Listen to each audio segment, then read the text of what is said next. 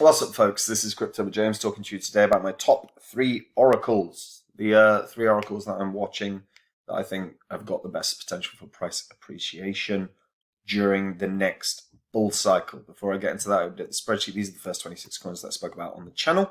If you had invested $100 into each of these when I release videos about them and you were still holding that crypto, you'd be in profit for around 8.5K. Should not be still holding all of that. If you'd cashed out of all of those coins at the top of the market, obviously the chances are slim, but 123K you've been up. Right now we're in a bear cycle. It's the best time to invest. It's the scariest for a lot of people as well, because you're looking at prices going, they can go down, they can go down. But price appreciation wise from bear to bull is enormous, particularly in crypto.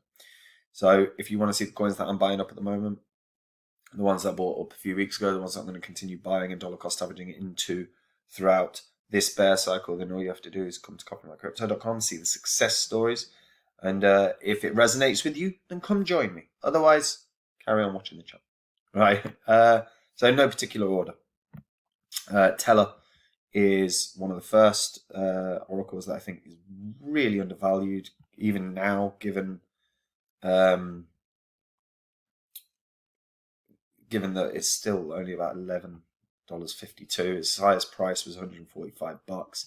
It's a truly decentralized oracle. And fundamentally, I'm bullish on this for a few reasons, not least of which is I've watched and listened to the team speak on a number of different occasions.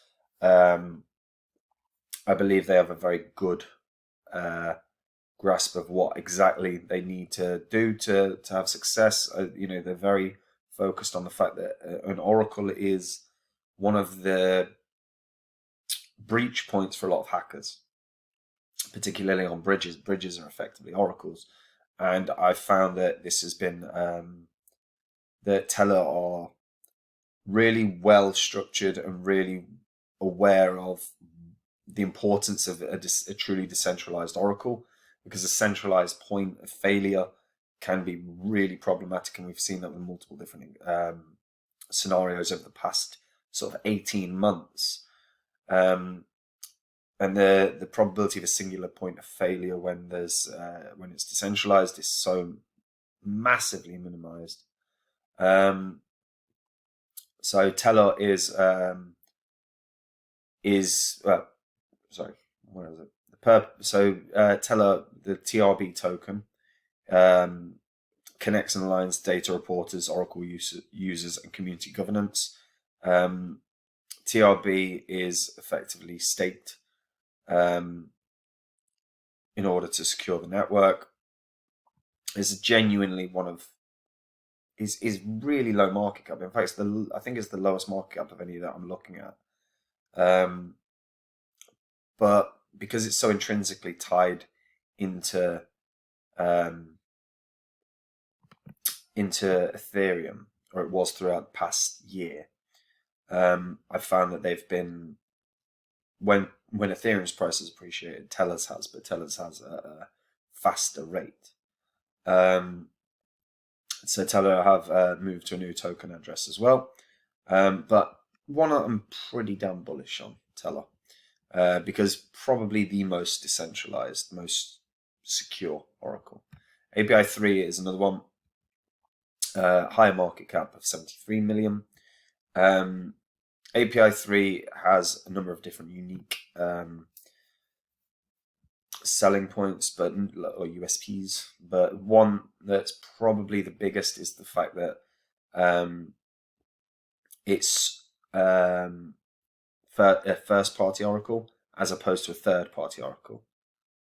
And we've seen a ton of the third-party oracles, and a lot of them are the ones that end up having failures as well. We've seen a number of different oracles have failures in the past 2 years, and API3, because it's my brain today. Sorry, guys. Because it's a first-party oracle. It's already really well positioned. It's intrinsic to a number of projects already that have actually onboarded and utilized API3. The goal is for it to be the API for Web3, and their air node that they've been working on is looking pretty damn good. When I get this open, there we go. So AirNode is the Web3 middleware that connects any web API directly to any blockchain application, and it seems to be working seamlessly. So AirNode is the Web3 Oracle solution for the API economy, and it's going to be an AirNode is serverless and maintenance free. So the benefit of all of this with regards to API3 is the costs are a lot more minimal. And there's less risk with regards to singular points of failure with API3, which can have, because as again we sort of saw a couple points of failure. I think one was with Chainlink, but it affected multiple different cryptos as a result. So you've got to be aware that that can happen. API3 is pretty well primed and prepped. The last one is UMA. UMA. Now, UMA is the biggest market cap of the three. And the reason I'm not including Chainlink is, look, Chainlink is going to run in price. Chainlink is the king of the oracles. There is no question about that. And when Chainlink starts running and moving in price in the next bull cycle, the other oracles will.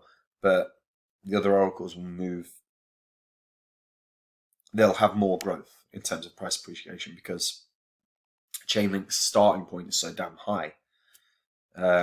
Whereas a lot of these are not, and a lot of them are continuing to build. Now, UMA I've spoken about quite recently, so I don't need to get into this too much, but optimistic oracle that serves data to smart contracts, and it's already being utilized by a ton of projects, particularly obviously DeFi heavy, and again, because there's because they've minimized their oracle usage, it means there's a smaller attack vector, and as a result, lower fees as well.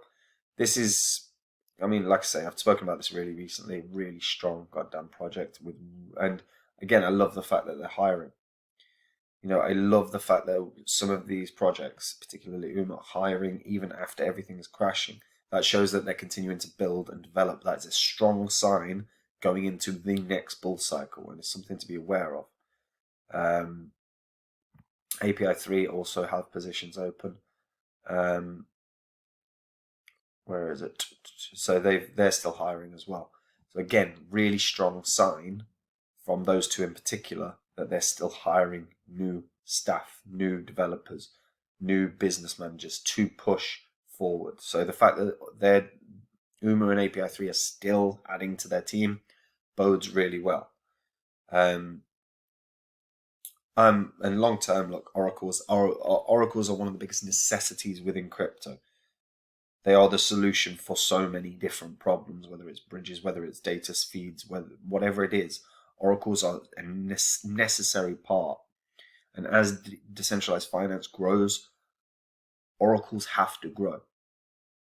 And decentralized oracles will grow, if they truly decentralize, will grow really damn well. I'm actually very bullish on Tether, because DeFi requires decentralized oracles. And if they are decentralized and truly decentralized and don't, what's the phrase? If they don't minimize or reduce their decentralization to make things easier, which we've seen a bunch do. If they stay truly decentralized, they've got a hell of a shot of having some serious success because projects will need them. They are a necessity. So for me, these three are probably the strongest Oracle projects out there right now. In terms of tech, in terms of tech of bunch, these three are probably my favorite. Although I've not went through them all, so I might be missing one. So guys, if there's an Oracle that you prefer, don't say Chainlink. Let me know in the comments down below. Like the video, subscribe to the channel, it's always helpful, and hit that bell notification so you know when new content's coming out.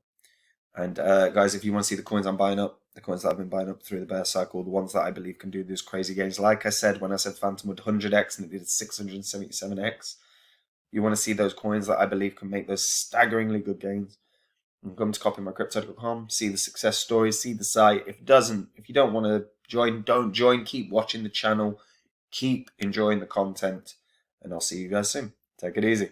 Bye bye.